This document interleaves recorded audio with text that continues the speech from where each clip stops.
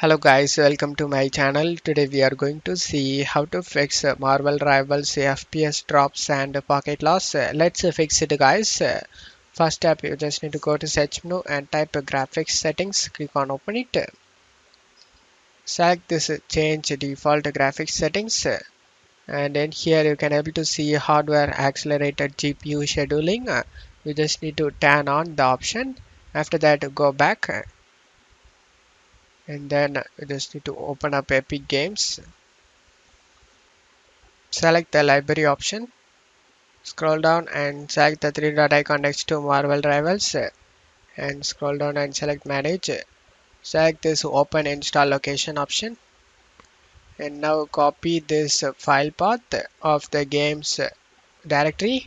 After that just close stuff here and go back to the settings, graphics settings and select browse. Paste the file path we copied and press enter. We just need to select the games exe file. After that select add option, select the options and select high performance and select save. After that just close stuff here. Send step, you just need to update by graphics driver. To do this, for NVIDIA users, so open the GeForce Experience. If you not have GeForce Experience installed on your PC, then check my video description for the download link. For AMD users, use the AMD Radeon software.